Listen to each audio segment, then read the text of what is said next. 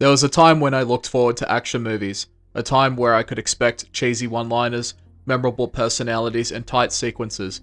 The Hong Kong Massacre is an echo of a more specific period of time within action cinema, harkening to the 80s Hong Kong films of John Woo. Films like Hard Boiled, A Better Tomorrow 1 and 2, The Killer. All of these movies paved the way to a style of action that was a contrast to the abundance of martial arts action movies. The later term would be identified as gun fu. In short, gun fu was a term used to describe action movies that had an abundance of gunfights rather than fistfights. For recent examples, the John Wick films. But today I'll be talking about the Hong Kong Massacre, a top-down indie shooter that combines the gameplay of Hotline Miami with a dash of slow-mo from The Matrix and the scenery of Hong Kong. It was developed and published by Vresky, released on Steam on the 22nd of January 2019. When I first saw this game, I had just come off of a Hotline Miami marathon. I wanted something else like it, and my prayers were answered. In a way. I got what I wanted, but I was still left wanting, as I will explain later on. Now onto the review. The main menu has what you would expect: a new game to start over, a continue tab to pick up where you left off, quit when you've had enough, and an options tab to customize your experience. You can customize your crosshair color, but not the crosshair itself, which is disappointing. Your graphics selection is very limited to just one option, low to high. Options such as anti-aliasing or ambient occlusion aren't available. You can control the volume of your game, VSync and resolution options are available. It's very bare bones, but it is functional, and on the scale of this game, it's good enough. There isn't much of a story to speak of. You play as a rogue cop out for revenge against the local triad gangs responsible for the death of your partner after a major drug bust. You return a year after and decide to put matters into your own hands, and by that I mean a handgun that's fully loaded. Throughout the game, you're being interrogated by another cop, trying to piece together what had been going on in the past couple of days. You also have other characters giving you information as to the whereabouts of your enemies. The events that unfold bounce back and forth via flashbacks, leading up to the present events. There are some cinematic cutscenes at play, giving you pieces to the puzzle of the game's story, and in-game cutscenes with character dialogue. There's no voice acting to speak of, just text with portraits or cinematic backgrounds. It is set in the year 92, and the levels take you across various places in Hong Kong, from apartment complexes, nightclubs, tea houses, rooftops, office spaces, the list goes on. There's a good amount of detail involved in the levels you find yourself in, but as the game progresses, it does start to become more or less the same. A bit more variety in the locales surrounding Hong Kong would have been nice. I didn't really find myself invested in the story or the characters personally. None of them really stood out. The villains and bad guys were just put there to be slaughtered. All we know is that the main character has snapped, and the outcome of every level is a result of that.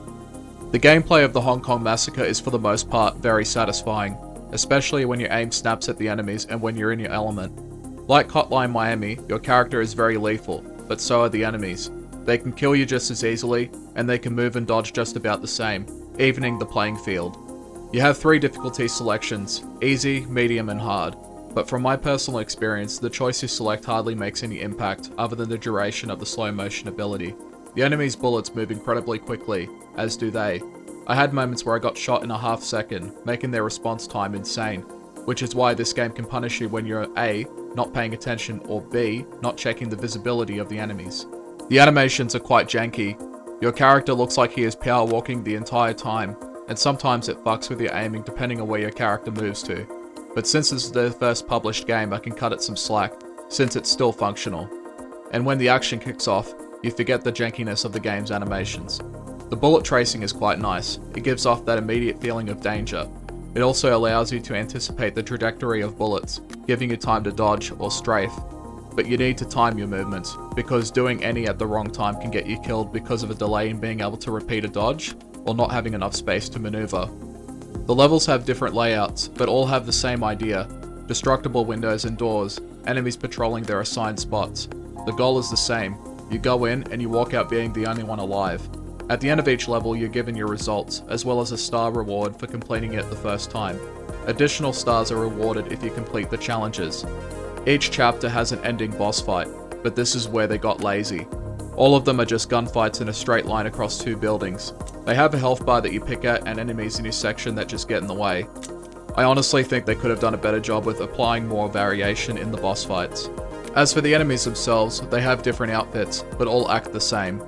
Later on you begin fighting armored foes, which take 2 bullets to kill, and believe me, they are incredibly frustrating to beat when you're trying to complete all 3 stars. Speaking of which, the game's progression system is based on a 3-star rating. Each rating has a requirement. There's one for not missing, no slow motion, and beating the level in a certain amount of time. The completion of these stars rewards you with a star, which you can then use to upgrade your weapons. Graphically, the game looks decent, going for a more realistic look, which I appreciate. It's not the best looking game I've seen, but it makes up for it with the authentic scenery. I felt like I was in Hong Kong. I felt like I was Tequila in Hard Boiled shitting up a tea house, and for that, I gotta give credit to Vresky for this attention to detail. The weapons are standard fare, a pistol, a shotgun, SMG and a rifle, but there's only 4 of them, and they each have their advantages and disadvantages. The SMG and rifle help you get away with spraying multiple foes in one bout, the shotgun has great spread but low rate of fire, and the pistol is more about precision. The upgrades for each weapon differ to some extent, and you need a lot of stars to unlock all the weapon upgrades. The enemies carry them too, and you can pick them up on the fly in case you're low on ammo, and your upgrades stay consistent with the weapon replacement, which is great. I would have appreciated more variations of these weapons though. Having 4 is honestly not enough for me. The game is very hard, and punishing in a lot of ways. I've died too many times to count, but you can restart immediately without any loading, which does alleviate the frustration of waiting. The difficulty is extended by the 3-star system, which I am honestly not a fan of. It cuts you off from upgrading all your weapons unless you are willing to put yourself through that shit show. If there was a currency system instead, I would have preferred that. The challenges would have been better off being an optional thing that didn't hinder your access to weapon upgrades. The game's soundtrack was composed by Professor Click, creating catchy and somewhat upbeat tunes to get you pumped for the coming gunfights. It's an electronic fused composition made to enhance the gameplay, but the composer did a fantastic job on this part. For me, it was definitely the best part about the game's sound design. The tracks that stood out to me the most were Checking Out, Chips Are Down, and Pangaea. The audio, however, leaves a lot to be desired. The guns sound incredibly weak.